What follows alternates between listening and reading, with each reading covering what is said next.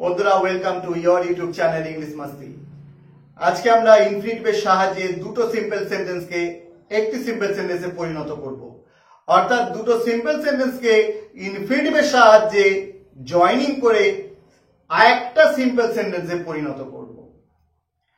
তবে তার আগে বলে রাখি, ভার্বের দুটো ফর্ম হয়ে থাকে, ফাইনাইট এবং নন ফাইনাইট। আবার এই নন ফাইনাইটটা তিনটে রূপ রয়েছে। কি কি? Participle, infinitive and gerund. আমরা এই ইনফিনিটিভের সাহায্যে জয়েনিং করব। তবে তার আগে দেখে নেব ইনফিনিটিভটা কেমন দেখতে, তার রূপটা কেমন। মনে রেখো, সবসময় ভার্বের ফার্স্ট ফর্মের আগে টু বসিয়ে ইনফিনিটিভ করা হয়ে থাকে। ভার্বের ফার্স্ট ফর্মের আগে টু বসিয়ে ইনফিনিটিভ করা হয়। কখনো ভার্বের সেকেন্ড ফর্ম বা থার্ড ফর্মের আগে টু বসিয়ে ইনফিনিটিভ হয় না, এটা মাথায় রেখো।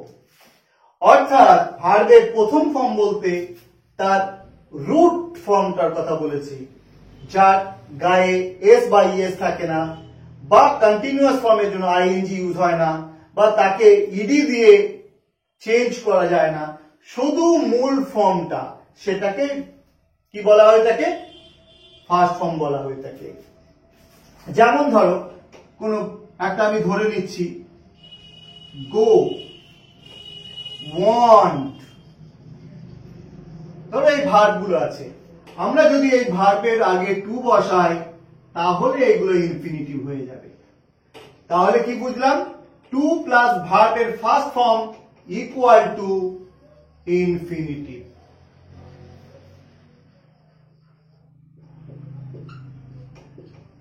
ওকে, এবার চলো এই ইনফিনিটিভের সাহায্যে কিভাবে আমরা জয়েনিং করব।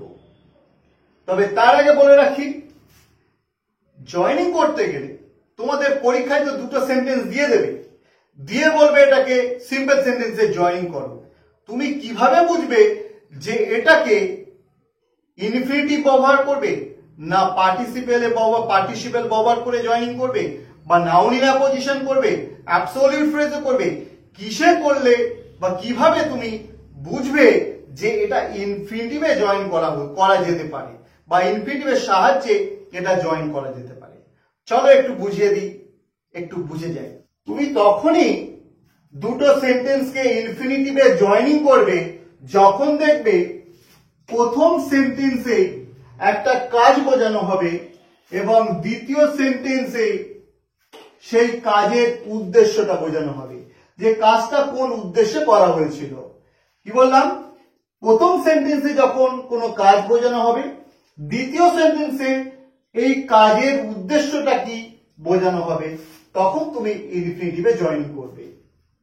এছাড়া প্রথম সেন্টেন্সে যদি কোনো কারণ বোঝানো হয়ে থাকে এবং দ্বিতীয় সেন্টেন্সে যদি তার ফল বোঝানো হয়ে থাকে, তাহলেও তোমরা ইনফিনিটিভে জয়েনিং করতে পারবে। অর্থাৎ প্রথম সেন্টেন্সে কারণ থাকবে, দ্বিতীয় সেন্টেন্সে ফল। অর্থাৎ এই ফলের কারণটা কি প্রথম সেন্টেন্সে দেওয়া থাকবে, বা এই কারণে কি ফল হয়েছে দ্বিতীয় সেন্টেন্সে দেওয়া থাকবে। এইভাবে যখনই দেখবে দুটো সেন্টেন্সে এমন কিছু বলা আছে, তখন তুমি ইনফিনিটিভের সাহায্যে সেটাকে জয়েনিং করতে পারবে। চলো আমরা দেখি, সেন্টেন্স দিয়ে আমরা দেখব যে সেটা ইনফিনিটিভে কিভাবে এই সূত্র অনুযায়ী জয়েন করা যাচ্ছে কিনা। তোমাদের পরীক্ষায় এরকম দুটো সেন্টেন্স দিল। কি দিয়েছে? দে কেম টু মি, তারা আমার কাছে এসেছিল। They wanted to get help, তারা সাহায্য পেতে চেয়েছিল। তাহলে দুটো সেন্টেন্সের মধ্যে প্রথমটা হচ্ছে একটা কাজ বোঝানো হয়েছে, যে তারা আমার কাছে এসেছিল, আর এই কাজের উদ্দেশ্যটা কি ছিল? টু গেট হেল্প, সাহায্য পাওয়া। তাহলে যখন দেখে গেলাম দুটো সেন্টেন্সে সাবজেক্ট একই আছে এবং একটাতে কাজ বোঝানো হয়েছে, দ্বিতীয় সেন্টেন্সে এই কাজের উদ্দেশ্যটা কি ছিল, অর্থাৎ আমার কাছে আসার পিছনে উদ্দেশ্যটা কি ছিল সেটা বোঝানো হয়েছে। তাহলে আমরা এই দুটো সেন্টেন্সকে ইনফিনিটিভে জয়েনিং করতে পারি। পরীক্ষা শুধু এরকম দিয়ে তোমায় বলে দেবে সিম্পল সেন্টেন্সে জয়েনিং করো। তাহলে আমরা সূত্র অনুযায়ী বুঝে গেলাম প্রথমটা কাজ হয়েছে, দ্বিতীয়তে এই কাজের উদ্দেশ্যটা বোঝানো হয়েছে। এবার আমরা এটাকে ইনফিনিটিভে জয়েনিং করব। কিভাবে করব? খুবই সোজা। কি করতে হবে? প্রথম সেন্টেন্সটা যেমন থাকবে সবটা লিখতে হবে, লিখে দ্বিতীয় সেন্টেন্সে যে টু আছে টু থেকে জুড়ে দিতে হবে। তাহলে কি করব? প্রথম লিখলাম দে কেম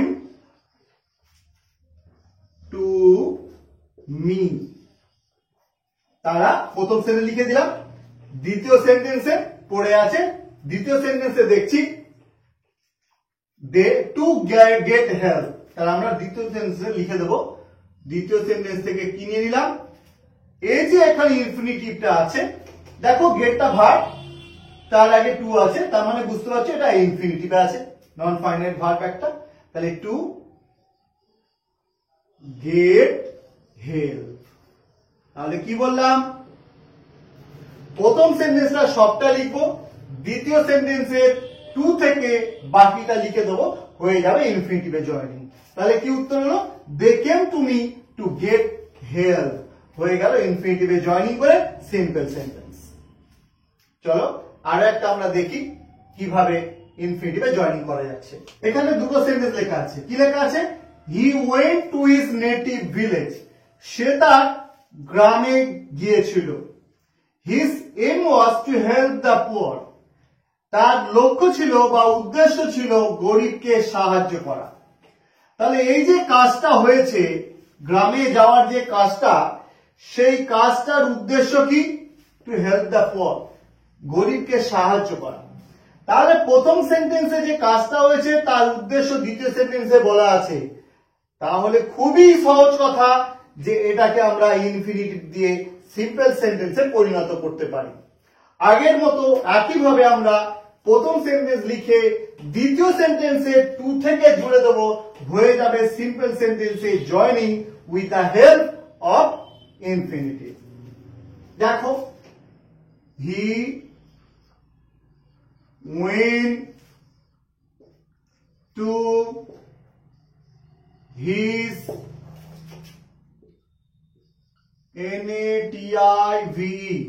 native village।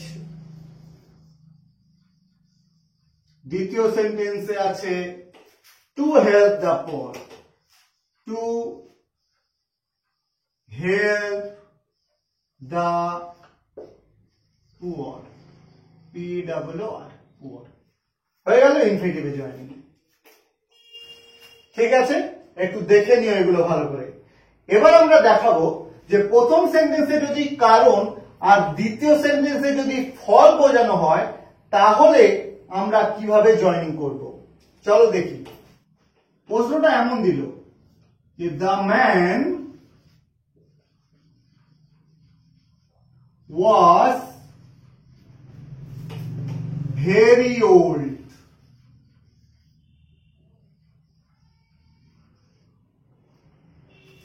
আর দ্বিতীয় সেন্টেন্সে বলল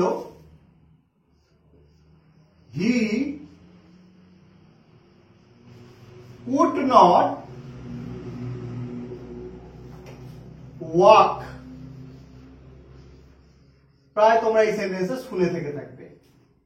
the man was very old, লোকটি ভীষণ বৃদ্ধ। হি কুড নট ওয়াক, তিনি হাঁটতে পারেন না। তাহলে এই যে হয়েছে, এই যে ফলাফলটা যে সে হাঁটতে পারে না, তার কারণটা কি? কারণ হচ্ছে তিনি ভেরি ওল্ড। তাহলে প্রথম সেন্টেন্সে কারণ বোঝানো হয়েছে, দ্বিতীয় সেন্টেন্সে তার ফলাফল বলা হয়েছে। এক্ষেত্রে আমরা বুঝে গেলাম তাহলে এটাকে আমরা ইনফিনিটিভ দিয়ে অতি সহজে জয়েনিং করতে পারবো। দেখো তাহলে সেটা কিভাবে হবে। আমরা প্রথমে দ্য ম্যান ওয়াজ এই যে ভেরি আছে, ভেরি থাকে অনেক সময়, কখনো এখানে কোয়াইট থাকতে পারে বা এক্সট্রিম থাকতে পারে। আমরা এইটাকে, এই যে অ্যাডভার্বটাকে আমরা চেঞ্জ করব কি দিয়ে? TOO দিয়ে চেঞ্জ করব। কি বললাম?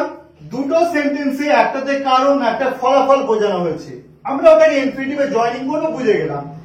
এরপর যদি এখানে ভেরি থাকে বা এক্সট্রিমলি থাকে বা কোয়াইট থাকে, সেটাকে চেঞ্জ করে আমরা টু বসাবো।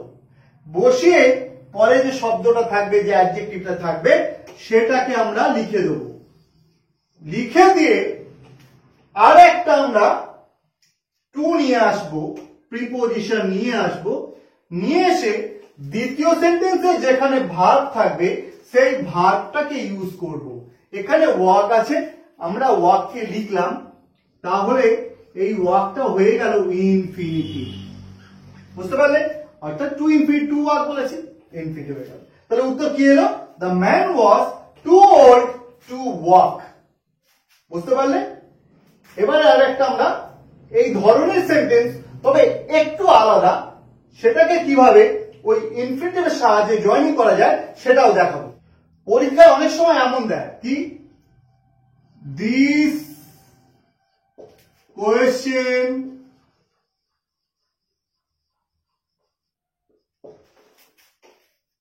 is very hard। এই প্রশ্নটা বেশ শক্ত। I cannot solve it। আমি এটা সমাধান করতে পারি না। তাহলে এখানে কারণ বোঝানো হয়েছে। এই যে আমি পারি না, এটা ফলাফল। এর কোয়েশ্চেন ইজ ভেরি ডিফিকাল্ট, প্রশ্নটা বেশ শক্ত, আমি এটা সলভ করতে পারি না। তাহলে এই যে সলভ করতে পারি না, এর কারণটা কি? কারণটা হচ্ছে এটা very hard. Are very hard বলে তার ফলাফল কি হয়েছে? I can not solve it. আমরা এটাকে বুঝতে পারলাম, কারণ ফলাফল যখন আছে তাহলে এটা ইনফিনিটিভে জয়েনিং করব। তবে এখানে একটু আমাদের বুঝে নিতে হবে, দেখো এই সেন্টেন্সে দুটো সাবজেক্ট কিন্তু আলাদা আছে। দেখো দিস কোশ্চেন আছে, এখানে সাবজেক্ট আছে আই। দুটো সেন্টেন্সে সাবজেক্ট আলাদা আছে। যখন আলাদা থাকবে তখন সামান্য একটু পরিবর্তন করতে হবে। দেখো আমি পরস্পর বসাচ্ছি, একটু ফলো করতে হবে। তাহলে আগের নিয়ম মতো আমরা প্রথমে ফার্স্ট সেন্টেন্সটাকে লিখব, অর্থাৎ দিস কোশ্চেন ইজ, ভেরির বদলে যেমন আগে টু ইউজ করেছি, টু ইউজ করলাম, তারপরে সেন্টেন্সে হ্যাড পড়ে আছে, হ্যাডটা লিখে, যেহেতু এখানে সাবজেক্ট আলাদা অর্থাৎ আই আছে, আইয়ের অবজেক্টিভ ফ্রম মি আমরা মি ইউজ করব। তবে তার আগে একটা প্রিপোজিশন ফর ইউজ করে তারপরে আমরা মিটাকে লিখব। অর্থাৎ দুটো সেন্টেন্সে যখন সাবজেক্ট আলাদা থাকবে তখন এই সাবজেক্ট যদি আই হয় তাহলে আমরা ফর মি লিখব, যদি হি বা হি হয় তাহলে ফর হিম লিখব, সি হলে ফর হার লিখব, দে হলে ফর দেম লিখব। এরপরে আমরা প্রিপোজিশন টু ইউজ করব, টু ইউজ করে মেন ভার্বটাকে লিখে দেব। অর্থাৎ এখানে এটা ইনফিনিটিভ হিসেবে ইউজ হয়ে গেল। এরপর পড়ে আছে ইট। ইটটাকে আর নতুন করে আমরা ইউজ করব না, কারণ ইট বলতে দিস কোয়েশ্চেন যে বলা হয়েছিল সেটা আমরা এই সেন্টেন্সে ইউজ করে দিয়েছি, দিস কোয়েশ্চেন। তাহলে তার প্রোনাউন আর এখানে লাগাতে হবে না, তাই আমরা ফুল স্টপ করে দিলাম। তাহলে কি দাঁড়ালো?